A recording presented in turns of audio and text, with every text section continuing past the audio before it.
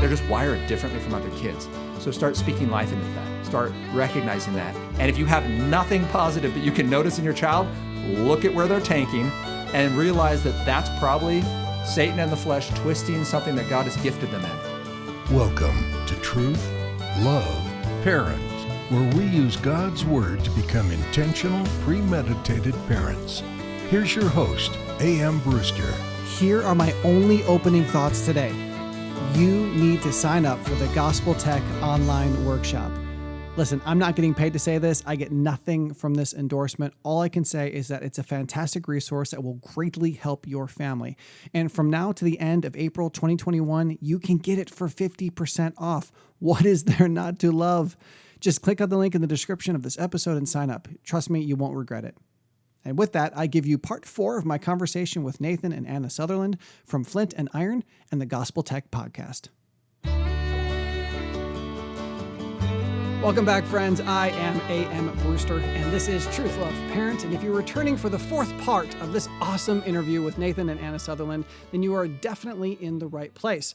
But if you have not yet heard the first 3 parts, you need to check those out first. Otherwise, today's conversation just won't have the appropriate context for you to understand how it relates to our kids and their tech usage. Now, for those of you returning, I want to start today's show by encouraging all of you to consider how the Lord may use you to spread biblical parenting content around the world. Yes, you. At the time of this recording, Flint and Iron is a nonprofit, and Truth Love Parent is waiting on our final documentation from the government. Hey, government, if you're listening, you could just send that along for our own 501c3 status. That means that both of these ministries rely heavily on the faithful support of the individuals who are blessed by our content. When families like yours partner with ministries like ours, it enables us to receive more training, create more resources, reach more families, and help turn this world upside down for God. Our blog is called Taking Back the Family, and everyone who financially supports ministries like ours are helping us to do just that. We're trying to take back the family for God's honor and glory. So whether you stop this episode right now, so you can head over to flintandiron.org or truthloveparent.org, or you visit those sites after we're done, we thank you for prayerfully considering how you can help us serve as many families as possible. And with that, I welcome back to the show Nathan and Anna Sutherland from Flint and Iron and the Gospel Tech Podcast. How you guys doing? Hi, good. Doing well. Thanks for having us. Yeah, it's been so long. I mean, I hadn't talked to you guys for like a solid... No, wait, we actually never stopped. Okay. All right, by way of introduction, I want to say that you two are official members of our 3-interview club. Your reward can be found emblazoned on your special guest page at truthloveparent.com. I hope you guys check that out. And that is hugely awesome because you are currently the only guests with that award. We did have another, but she ended up doing 5 episodes with us, and she was upgraded to our 5-interview award. Now, in my opinion... Wow. Is there like a jacket that comes with Your that? 5-timer club. It's a beautiful award that's digital on your special... I mean, really, like, you'll want to print it out and hang it in your house, no doubt, but it's really, it's very prestigious. And though the 3-interview award is amazing, and you guys right now are the only ones who currently have that, I still, in my opinion, just think that that means that we need to have you guys on for a 5th episode. You're so close. You're at 4. I mean, we just need one So more. close. It's true. That is incentivizing. Exactly. So if you guys just join us for one more episode, you too could say that you are proud owners of the coveted 5-interview award. Okay. Mm-hmm. Right. To make it So think happen. about it. We're gonna put that in there then. We'll definitely be thinking about what awesome tech episode or multi-part interview that we can collaborate on the next time, because this is my best attempt at gamification to get you guys hooked, right, and coming back. But for right now, I have one more tech trivia question I want to ask you guys today. All right, we've talked about tech that we've used and abused to make it do what we wanted it to do. We've talked about our favorite tech from high school, and we're unfortunately reminded about a bunch of terrible things from the 90s. But today, I'm curious about your favorite tech from today. Okay? So be thinking about this. For me, at this moment, right here and right now, my favorite technology is actually, believe it or not, my word processing program on my computer. Yes, many of you probably don't know this, but I write 20 to 30 pages of documents every week. Yes, they are double-spaced, but they're only 12-point font, all right? But 20 to 30 pages a week. It may be work for Truth Love Parent or the Celebration of God podcast. It may be books or sermons or for counseling or my own personal projects, but I write all of the time. So my favorite tech at the moment is Pages. That's the Mac word processing software I use all day, every day. And while I'm at it, I guess just for kicks, my second piece of tech is my second favorite piece is my standing desk. I absolutely love standing at my computer as I write those pages and pages of biblical parenting material. So that's me. Those are my favorites. What about you guys? What tech are you totally loving these days? Those are good. That is good. Yeah. I just discovered, I think it's new, but I never really know if something's new. I listen to our music on our Amazon Music app. Yep. And previously, it's on my dashboard. My phone's on my dashboard connected to the Bluetooth. But to log in and change, I would have to like put in my password and change. Which she wouldn't, of course. I would tell the kids, No. I got it. They're like, change this song. And I'm like, I can't. We got to get to a red light or I have to pull over. But sometimes temptation was very strong to change the song. But just this week, Amazon has popped up. It's like how Google Maps stays up. Like when it doesn't close down the app and make me log in. And it's like you're in car mode and it keeps my playlists up. So I can now be a safe driver with my children. And have Yay. awesome And still tunes. have your music. And- Yes, exactly. Yes. It felt like Which a real means if you thing. listen to Truth Love Parent, you can now listen to that uninterrupted on Amazon too. So Oh, I mean, there's that. perfect. Nailed it. Yes. Done. The car mode. Yeah. I didn't. Yeah. I feel like that should have been I around have a long I've time. not seen that yet, but that's also because I write in silence a lot. So there's so many thoughts. There's no time to think them. Yeah, I would think that my current favorite piece of tech, and I didn't go with the one that I use the most. It's the one that I look forward to using the most, if I can use that. Okay. Is actually a cycling training app called Trainer Road. So that's super nerdy, and if you're not into cycling, that doesn't matter to you. But that's one of my favorite outdoor. Actually, if you're on the video right here behind me, I got suckered into doing a 200-mile one-day ride about 8 years ago with some friends, and I'd never really cycled before at all. And so I spent 6 months prepping and did it, and was like, that was actually awesome. I don't hate endurance sports because prior to that, my only idea of endurance was when I wrestled, and it was always punishment, right? Like, you're going to run because you didn't do well enough. So I love that. The Trainer Road app does an amazing job of making it accessible.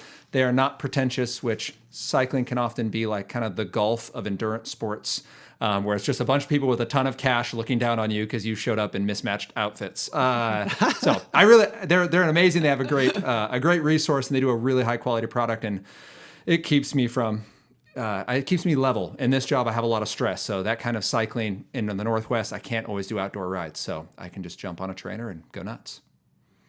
That's actually really cool. I'm not the road bike guy. I'm not the stationary bike guy. I personally am the mountain bike guy. I love to find a super tall mountain where the trails between the trees are only about as wide as your handlebars, and just some single fly track, down yeah. those. Oh yes, I hate going up, but I love the going down. Yeah. Well, there's some mountain bikers in this. It's not all roadies. Okay, cool. Very awesome. Very awesome. All right. Thank you so much for that. It's so great to get to know you guys this way. And I think it's awesome, especially because, we're also engaged in the tech world to know what you guys are using. Now let's go ahead and review a little bit before we move forward, because we do have some important things to talk about today, some of which are going to sound an awful lot like getting out there and riding bikes. But we've talked about tool tech and drool tech, and we've also established that both can glorify God. There is a place in your family life for drool tech, but it's got to glorify God, okay? We need to recognize that. But we also discussed doing a tech reset in order to discover whether our technology use is unhealthy. After that, we learned how we can start addressing the problems with our tech by creating a family tech framework. But today we're going to discuss this awesome concept you've so ingeniously entitled analog adventures. And last time when we left off, we were talking about, we're cutting out the bad tech, right? Whether it's tool tech or drool tech that I'm not using to God's honor and glory, we've cut that out. And now we got this time that, I was being pulled to pull the phone out. I was being drawn to the TV, but that's right. We made this family tech framework. We're not do that anymore.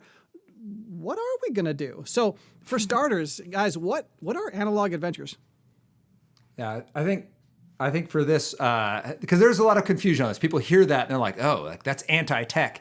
And that's not true. What I like about analog adventures is it specifically draws this line between overstimulating kind of consumption tech and tech that helps us create and helps us inspire and really helps us use our gifts, interests, and passions that God's given us. So tool tech can be an analog adventure. I know that's not technically analog, but the idea here is we're pulling out the things that are overstimulating, the things that are stealing really our joy and our passion and our initiative, and we're replacing them with things that God has hardwired into us that are going to be unique to us. Most of these are going to be activities that are unplugged, but if it's creation focused, so making music, even if it happens to be digital, would count. Making a video, and there's definitely an argument that making video games would count at this because those skills are coming out of your brain. They're operating at the pace of real life. And it's an opportunity for you to express what you're passionate about, to tell a story and to do all those things that are really you being made in the image of God. So I think when we talk analog adventures, it's pulling out the unhealthy, overstimulating consumption, and it's replacing with the real-time pace of life, creative and driven by the gifts, interests, and passions that God's given you. Okay, I love that. I love the way you describe that. Now we're going to talk about some specific, you've named a couple of them already, but we're going to talk about some specific types of analog adventures that you might want to consider for your family and for your kids. But that's a great way of looking at it. It's not just unplugged necessarily from tech. It may still be plugged into tech, but it's specifically going at, like you said, at the pace of life, which I think is really important. It's us working the tech instead of the tech working us, which was what we're discussing from day one on this. But here's the question, and maybe it's again too similar to the first one, but why are analog adventures so important in our lives? Why do we need them? Taylor? Sure, I could start. I think we talked a little bit about this in the last one, but I think that tech, and especially Drool tech, is often just the easiest option. It's easy to default to that. It's the path of least resistance for me to pick up my phone and scroll or to watch a show. And that just can really easily become the default. And it is really exciting, and it is low like I don't have to do a lot to have a lot of fun. Yeah. But if that's all I'm ever cultivating, especially as a parent, if that's all my child is cultivating, I am neglecting to steward the gifts that God has given that child, right? Like if I never encourage my sons to do anything except watch a show, they're going to miss out on some of the things that they've been designed to maybe be good at. And I think that's a big part of our job as parents we have a really special spot in our children's lives to be able to speak life into them, and we get to see them and see how they've been designed, and to try and encourage that in them and encourage those giftings and passions that we're seeing. Yeah, and I want to stop any of the spiraling that I can hear it happening right now to parents who are going, man, like I work 2 jobs, or like our life is crazy, or this season, like how could I do anything but, like my kids are in school on the laptops, like they're driving me nuts. I've got work to do. Like how could I possibly, like this is great. Yes, I wish I also was a millionaire, like living off on acreage somewhere where my kids go play outside all the time, but this isn't realistic for me. And we're going to address that later. I promise you this is realistic for you. I agree that our culture has just kind of accepted this as the new normal. So when I have parents go, hey, all of my son's friends play video games, or everyone in our cul-de-sac is inside on social media, like my kid's outside alone, I don't think that means go join them. That's literally our kid. Like outside alone. You might have to spearhead this cultural shift of our children need to get back to a spot where there is some way. Like, yeah, our culture has moved away from the opportunities to see people. Partly, obviously, COVID has tanked this and has made us kind of a separate situation. But here in the Northwest, we are opening. We can meet in groups of 5 or greater with people that aren't family members. And so, right? But that's like, it's crazy the number of things that opens up when it comes to sports, when it comes to opportunities, when it comes to play dates. Like 5 people, like we'll take that after 16 months. So I guess I would just say this. If you're that parent saying, man, what does that even mean to me? We are not telling you have to make something that you're not. We're saying, simply do what you've been doing since your kids started cooing, right? They started cooing, you're like, they're gonna be a rocket scientist, they're the best.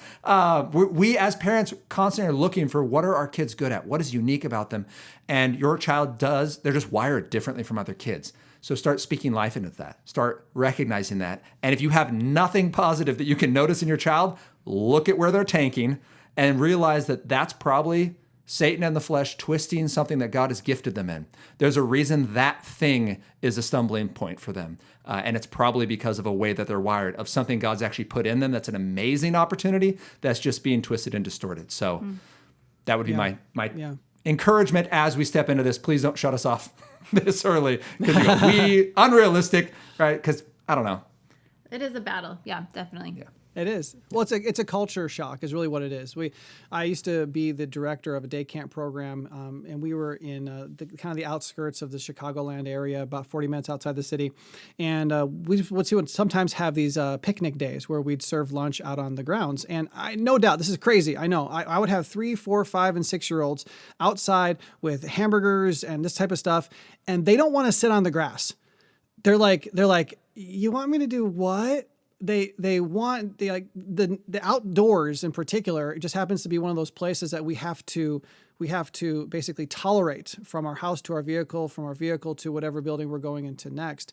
And it's sad, and I understand there are people who feel that way. But analog adventures don't just have to be outdoors. There are lots of things, and we're going to talk about that more in a couple minutes. Really, another thing I thought about too, and I'm the king of terrible movie metaphors. But are you guys familiar with The Matrix, which you should probably watch on ClearPlay or VidAngel? Yeah, VidAngel. That's what it was. The Matrix is ask us what that was. Oh, you did? Okay. Well, The Matrix really has a great picture to it. The idea is that, spoiler alert, these people are jacked into a computer program. Their bodies they've never used their muscles. They've never used their eyes. They're in a coma-like state their entire lives, but they believe that they are living this full life in this computer-generated reality. And when they're finally freed from that real life, they're able to do all the things that they were created to do. And I think that's really what our technology is doing. I don't want to get too dramatic, okay? Like you guys are stuck in the Matrix, but we do need to see it for what it really is. You guys have beautifully said that your children and you were created to do specific things. And you cannot accomplish those things when you're all sitting down staring at a television or staring at a device. You just can't. That is the lowest common denominator. Anybody can do that. It takes no skill. It takes no Christ-honoring anything to do that. That doesn't mean it's always bad, but it means that you definitely can't reach your full potential if that's all you're ever doing. So I love the way you guys are describing these analog adventures. I love the whole concept. But I think that many people, or like many people, creating analog adventures may not, as you've already alluded to, may not be as easy as just making my family go on a hike with me or swim at the city pool, or we're all going to learn origami, okay? Right. No doubt we're going to encounter some hurdles in this process of not only introducing analog adventures to our family, but also coming up with ones that we all are happy to be on. So how do we create analog adventures for our family without maybe tripping over some of these hurdles? Yeah, that's an awesome question. Yes. Well, I have one resource that I think we didn't talk about plugging this, but Greta Eskridge. Yes, Greta. She does a great job on her blog and her Instagram, and she has a book called Adventuring Together that walks you through this. So if you're somebody who's in a spot where you're really wanting more on this specifically, I would recommend Greta's book for that. And I think she does address some of these hurdles of, we don't have all this money to spend on extracurriculars, right. Or like she walks you through, like reading can be an analog adventure, and it can be something that's creating culture in your family, and there can be adventure that takes place through that, and it can just be little outings, and she kind of validates some of that and how to create that spirit in your family. So if you're looking for a supplemental resource, I think that'd be a good spot to start. Awesome. But how can we combat? What did you want to say about that? Yeah, I mean, there's a whole section of the family framework on this, and this is the reason. So if you're doing, you actually did a whole podcast on this recently too, right? Just a whole podcast about this, yeah. And so if you go through the resource, basically there's this whole 2-page spread with all these options. But the point it's trying to drive across is that, I'm trying to answer 3 questions at once in my own head. But I think the idea is, there is no one fit, right? This was the big piece when we were starting Gospel Tech. His parents what should my kid do instead? We know this is a problem. We've seen the unhealthy behavior.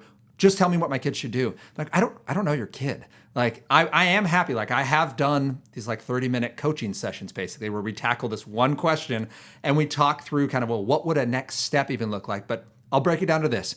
The first piece would be what I've said. You need to look at your kids' gifts, interests, and passions.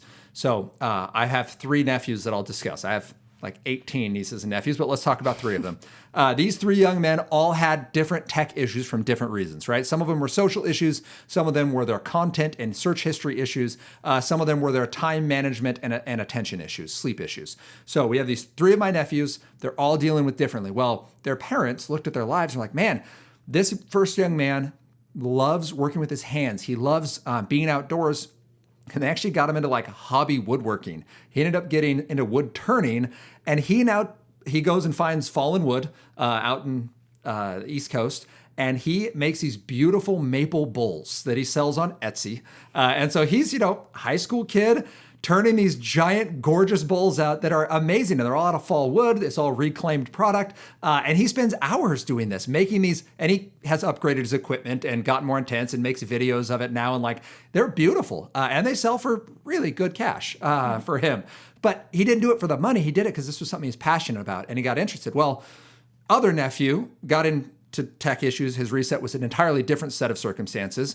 And he also struggles sometimes academically, but he is passionate about working with his hands, but not with wood, not making art. He wants to make stuff out of metal.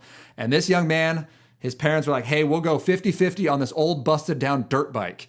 He got it. He worked on it for 3 months. He flipped it for 3 times the price. He bought 2 dirt bikes that he's now fixing up. He's right. And now he has this thing he's doing on his weekends. He's doing it in the evenings. He's doing it outside in the rain when they couldn't get him to get off his derriere, right? He has this thing that is driving from his passions and his interests. Now, that doesn't make him good, but I would say this as an aside that I intended to say earlier.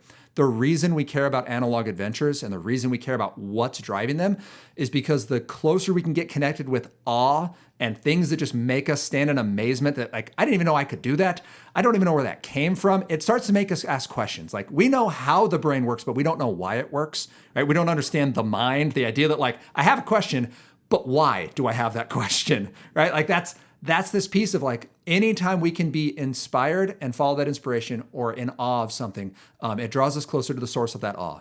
And so when we are creating and making and recognizing like, this is a tool and a talent that I've been given that I can steward, that's an amazing talking point and an amazing testimony point for our kids who are sinners and unbelievers at the youngest ages. And we need to, really point them back to where they get that from. So then the third young man, very similar kind of premise story of problems with tech, sleep, attention, got into robotics.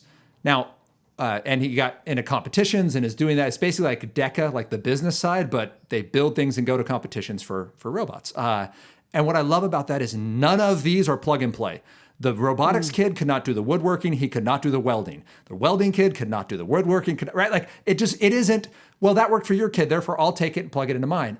It really is like taking that risk. So that's the first piece. That's why we plug that. And then the second piece is recognizing the season you're in. Like some of you don't have the space in your home for a lathe. Like I get that. Don't just put one in your kitchen. The idea is, do I have the time? Do I have the space or location? And do I have the resource? Right? So in our life, like this is cool. Like my son Owen wants to go out and he wants to go skiing. We have amazing skiing here in the Northwest. I got 5 mountains around me within a 2-hour drive that all have incredible skiing jealous. and are family friendly. It's amazing. But it's going to take 24 hours out of our day, right? We got to prep, we got to go, we got to clean up when we come back. And it's just me and Owen. And it costs like $300 for the 2 of us to go because I don't currently own the equipment. And if I was to buy it, it'd be more. So for us, that's not going to work. But sledding is something we have in our area.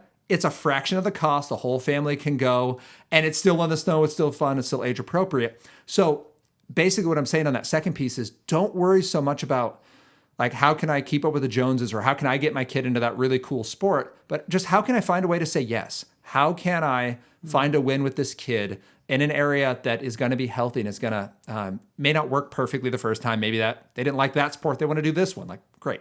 But the idea is working on that way to say yes and making it a priority, scheduling that in for your family, even if it is 15 minutes, right? Like reading aloud, 10 to 15 minutes can be a win. So Definitely. Yeah. I want to jump in here real quick. We don't have a ton of time, but this is one particular thing that really it requires so much more conversation over for each person to be able to truly grab onto it. So 2 ideas I want to mention, and then I want to get some resources out there for you guys.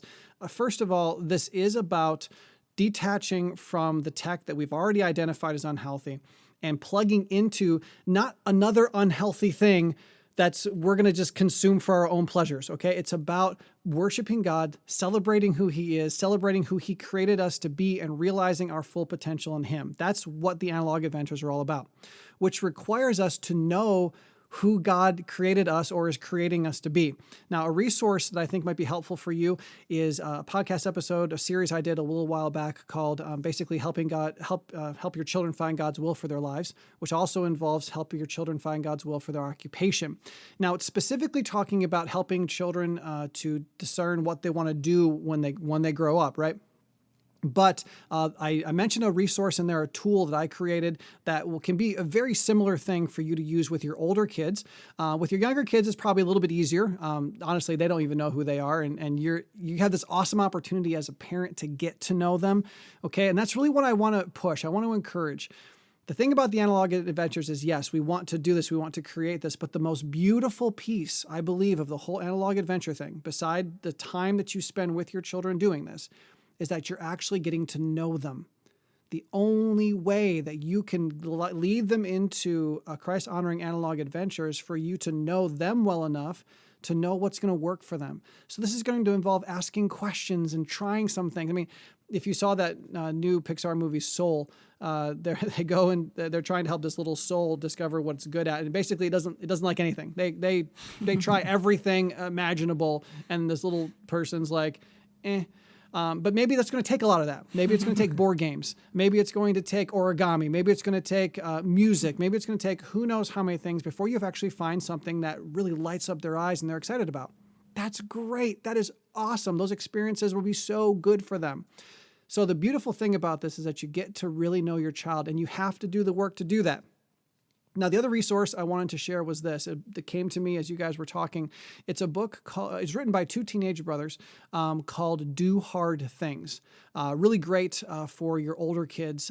It just talks about how God has created them with so much potential, so much beautiful ability that they need to go out there and they need to recognize what that is, and they need to do those hard things because that's what God created them to do. Fantastic book. Highly recommend it. In fact, my 13-year-old is reading that right now. Amazing book.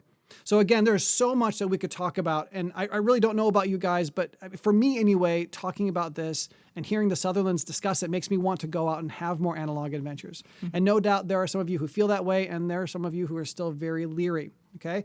So for those of you who maybe don't feel that way, all right, perhaps unplugging from the matrix, unplugging from your tech and interacting with your family in the world that God created may just scare the living daylights out of you.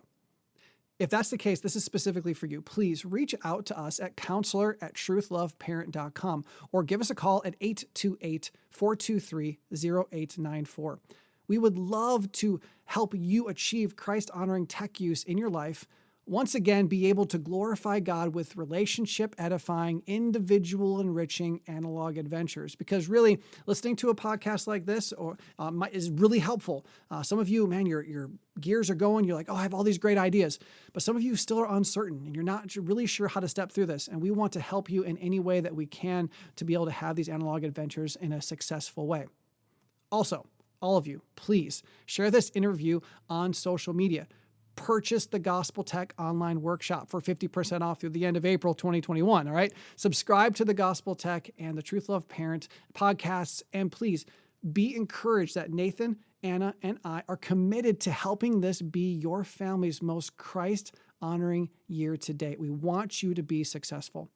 And I really hope you'll join us next time as we open God's Word to discover how to parent our children for life and godliness. Anna, Nathan, thank you so much for helping us in this process. It's so beautiful. I know there was so much more we could say, but you do say a lot more on your podcast. So direct the listeners to where they need to go to find more material specifically about these analog adventures so that they can start putting it to practice in their home. Okay. I think the first one would be the Gospel Tech Workshop. So you can either just go gospeltechworkshop.com or gospeltech.net. No. Go to it through truth.loveparent.com so you can get that 50% discount. Yes, that's that's what you want true. to do. Thank you. Do that. That's what you need to do. So that's the first one. The second one is us online. So you can go at Love God, Use Tech on Facebook or Instagram. And those are kind of the daily reminders. And then the Gospel Tech podcast, where you can find anywhere podcasts are playing. Awesome. And they definitely are going to help you parent your children for life and godliness, just like we want to do on our next episode. So to that end, I will actually be continuing the tech discussion this Saturday by having a conversation with Chris Casper, the CEO of Techless and the creator of the Wise Phone. He's a man who loves God, and he's created a piece of tech that may help your families love God and use tech better. I'll see you then.